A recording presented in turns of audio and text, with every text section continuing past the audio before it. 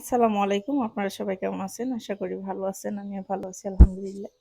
এখানে আমি কাঁকরোল নিয়ে নিলাম আর সঙ্গে 2টা আলু দিয়ে দিয়েছি। কাঁকরোল আর আলুগুলাকে আমি হালকা একটু ফ্রাই করে নিলাম, সঙ্গে মাছগুলাকে নিয়ে নিলাম। মশলাটা কষিয়ে আমি সবজি আর মাছ একসঙ্গে দিয়ে দিছি।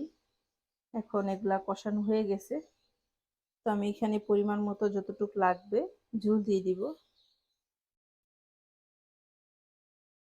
কাঁকরোলগুলাকে আমি ওইরকম ফ্রাই করি নাই, বেশি যদি ফ্রাই করি তাহলে খেতে ভালো লাগবে না। মোটামুটি একটু ফ্রাই করে নিলাম, তেল আর অল্প একটু হলুদ আর একটু লবণ দিয়ে।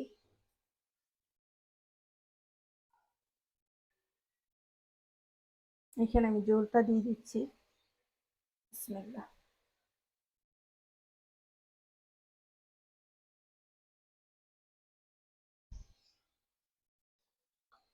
আমি এখানে ধনিয়া পাতা দিয়ে দিয়েছি আর সঙ্গে কাঁচামরিচ। কাঁচামরিচগুলো আমি মুখ একটু ফাটাই নেই, যেন ঝালটা না উঠে, শুধু স্মেলের জন্য দেওয়া আর কি।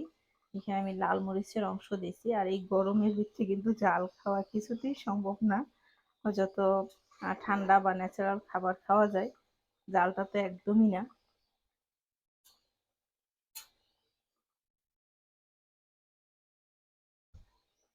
এ পর্যায়ে এসে আমি লবণটা টেস্ট করছি, সবকিছুই ঠিক আছে।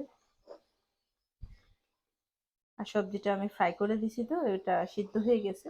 তো আমি চুলাটা এ পর্যায়ে এসে অফ করে দিব।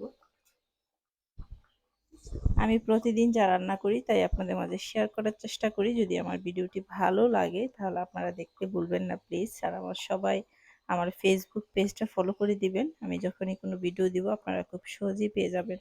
সবাই ভালো থাকবেন, সুস্থ থাকবেন, আমার জন্য দোয়া করবেন। এখানেই বিদায় নিচ্ছি। আল্লাহ হাফেজ।